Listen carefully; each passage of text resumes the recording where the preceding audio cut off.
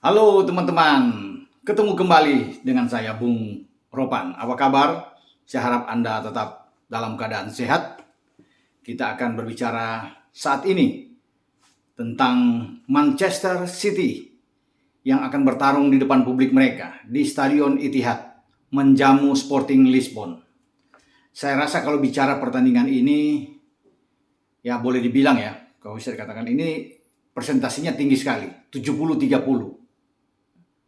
Akan dengan mudah diatasi oleh Manchester City. Ya, bukan menganggap remeh lawan, tetapi kemenangan 5-0 di Lisbon itu sudah menegaskan bagaimana superior tim asuhan Pep Guardiola ini. Kemudian mereka akan menjamu tim yang sama, di mana bukan satu kaki saja mereka sudah ada di babak perempat final Liga Champions. Bahkan setelah menang 5-0 di leg pertama, babak 16 besar, itu mereka sudah lolos. Cuma bagi City harus memainkan sesuai dengan aturan yang ada di leg kedua. Apalagi sekarang bermain di kandang sendiri. Untuk bisa menang 6-0 bagi Sporting Lisbon, ya ini sulit. Ya, jangankan 6-0, untuk bisa menang 1 atau 2-0 aja bermain di Etihad berat bagi tim asuhan Ruben Amorim. Bahkan menurut saya, Sporting ini pasti akan bertekuk lutut lagi, akan terkapar, dipukul KO di Etihad. Jika seluruh pemain City disuruh oleh Pep Guardiola bermain serius, tidak boleh bermain dengan hanya biasa-biasa saja karena sudah menang dengan 5 gol. Tentunya ini ya agak membahayakan, bukan membahayakan bahwa City akan out, tidak. City itu menurut saya sudah lolos.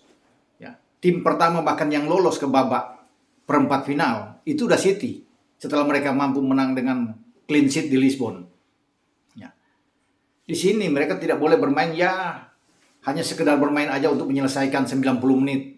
Bisa aja pertandingan mungkin kalau bermain dengan biasa-biasa saja City. Ya. Itu hanya bisa aja draw. Ataupun kalau menang cuma dengan 1-0. Paling tinggi 2. Mereka harus lebih serius sekarang. Sekarang ditantang, dituntut bagi pasukan Pep untuk mengulangi lagi apa yang mereka lakukan di Lisbon. Saya kira bisa menang di atas 3 gol. Itu yang harus dimainkan oleh pemain-pemain City. Memang dalam keadaan yang tidak begitu baik ya, kondisi pemain-pemain City kalau melihat dari apa yang dikatakan Pep. Kalau kemarin dalam press conference dia sudah mengatakan bahwa Cancelo ini bermasalah, ya. Kemudian Kyle Walker ini ada sanksi dan belum bisa main. Sebelum juga Ruben Dias pemain belakang yang mungkin istirahatnya cukup lama karena cedera. Nah, ini masalah-masalah yang dialami oleh pemain-pemain City. Tetapi menurut saya ya tanpa juga dengan Ruben Dias ya, Kyle Walker, katakan sana Cancelo juga tidak bisa bermain. Saya kira aman-aman aja. Ya. Karena kualitas City dengan Lisbon itu jauh. Lisbon itu ada di bawah. Kalau bisa melihat dengan 5-0 main kemarin bahkan bisa lebih dari 5 gol. Itu bukan satu tingkat lagi, 2 tingkat di bawah. Cara bermain City terlalu kuat memang untuk Sporting Lisbon. Nah, itu yang saya katakan, kalau City bermain serius lagi, gaspol, selesai itu. Bahkan mungkin babak pertama sudah bisa dapat 2 gol. Tinggal nambah 1-2 gol lagi di babak kedua. Mereka tidak perlu memforsir untuk bisa 5 gol atau 6 gol lagi. Cukup 3-4 gol mereka menyelesaikan pertandingan. Bisa anggap saja mereka latihan sebelum ada target khusus di sini menghadapi Crystal Palace. Karena kalau dibanding dengan duel lawan Sporting Lisbon, lebih penting nanti mereka ketemu dengan Crystal Palace. Karena Crystal Palace itu mengalahkan City di Etihad dengan 2-0. Nah, ini Pep harus bisa melihat ke sana. Ya. Karena di Selhurst Park ini bukan tidak mungkin mereka bisa terganjal lagi melawan Crystal Palace. Jadi hanya menyelesaikan pertandingan ini, yang penting tidak ada pemain yang cedera lagi. Sehingga mereka bisa fokus, ada 5 hari masa istirahat, lebih enak. Cukuplah kalau bisa dari sini karena akan bermain pada hari Selasa pagi waktu Indonesia bagian Barat, berarti Senin di sana. Jadi mereka bisa istirahat 5 hari dari setelah lawan Sporting ini untuk mereka fokus bertarung melawan Crystal Palace dan harus menang memang, tidak boleh hilang angka di sana. Karena ada Liverpool yang mengintip ya. Walaupun sekarang selisih 6 poin, tapi 28 laga yang sudah dimainkan oleh City di IPL dengan Liverpool 27 laga kan agak bahaya. Nah, kembali ke pertarungan nanti mereka melawan Sporting Lisbon. Ketika Ruben Dias tidak ada, Cancelo tidak ada, Walker tidak ada, pasti ada perubahan di starting line up yang dimainkan nanti oleh Pep. Karena konon pemain-pemain City itu hanya tersisa, ya menurut Pep, yang bisa dimain itu katanya hanya 14 pemain yang tersisa. Ya, pasti akan kalau bisa main dengan pemain-pemain muda yang bisa ditampilkan. Liam Delap, mungkin Kai bisa main di sana. Ya, James McAtee, ini anak-anak muda yang mungkin bisa ditampilkan. Nah, kalau kita lihat mereka bermain saja 45 menit babak pertama, ya, dengan tim yang ada saat ini, yang bisa mengisi posisi Kyle Walker di kanan, bisa aja John Stones bergeser memainkan bek kanan. Karena John Stones bisa melakukan itu. Di bek tengah itu, tanpa kehadiran Ruben Dias, masih ada Aymeric Laporte. Nathan Ake juga belum begitu bugar, ya, untuk bisa dimainkan, untuk dipaksakan main. Kalau Nathan Ake tidak main, ya pasti pemain yang lebih senior, Fernandinho, yang bisa ditarik ke belakang, berduet dengan Aymeric Laporte. Di sisi kiri, ya, di sisi kiri ini, itu bisa ada Alexander Zinchenko yang bermain di sisi kiri. Ya. Jadi kalau di belakang ini tidak ada masalah, saya pikir. Dengan Ederson Moraes di bawah Mister. Bahkan masih bisa juga dimainkan Zak Stevens. Ya. Karena saya pikir berat bagi Lisbon. Sekali lagi berat buat Lisbon untuk bisa menang banyak main di Etihad. Ya.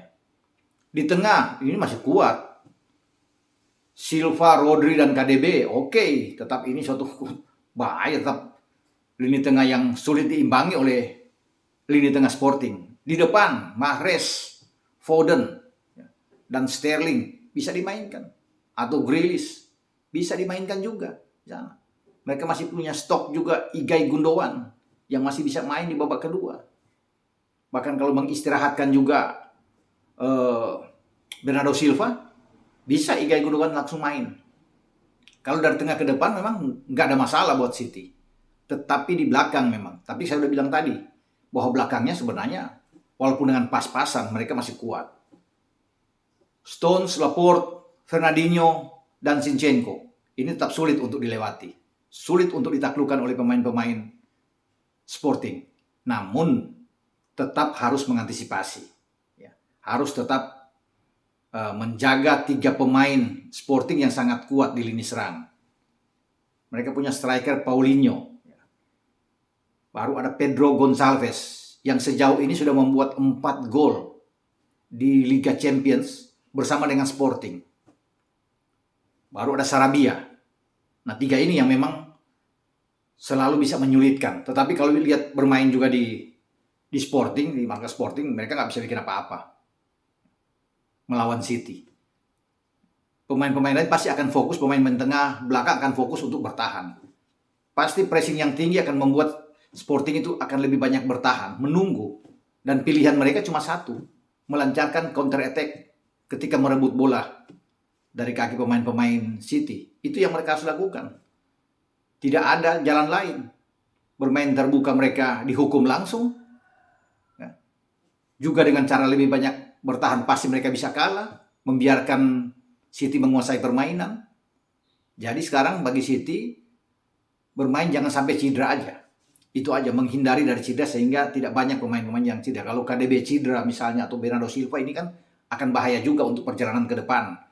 Bagi City yang sedang bertarung dengan Liverpool di klasemen sementara di IPL. Jadi kalau mau bilang menang dengan persentase 70-30 ini wajar buat City. Dan mereka akan bisa melalui ini dengan tenang, dengan nyaman, sambil menunggu pasti bagi Sporting Lisbon mereka akan nothing to lose bermain. Sebagai underdog masuk lapangan, mereka nikmati aja permainan. Untuk kalah masih di bawah 3 itu sudah bagus buat Sporting. Ya.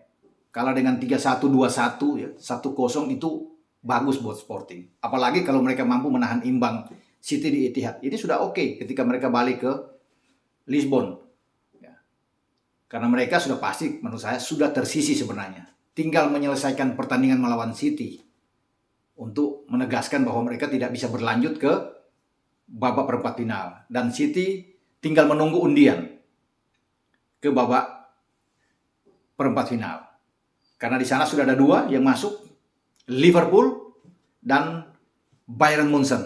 Berarti dengan City lolos sudah ada 3 tim yang kuat yang akan lolos. Tinggal menunggu apakah Madrid atau PSG yang juga akan bertanding dalam pertandingan yang sama di Kamis dini hari bersama dengan duel City melawan Sporting. Sampai di sini kita akan tunggu 2 wakil lagi yang harus mengikuti jejak Liverpool dan Munchen ke babak perempat final, karena ada 8 tim yang nantinya akan bertarung di pekan depan lagi. Kita akan menunggu apakah Ajax juga akan lolos. Ya, kita akan lihat nantinya. Juventus, Chelsea, kita tunggu bersama. Sampai di sini pembahasan saya untuk preview Manchester City yang pasti akan dengan tenang mampu melahap tamunya Sporting Lisbon di Etihad. Ciao.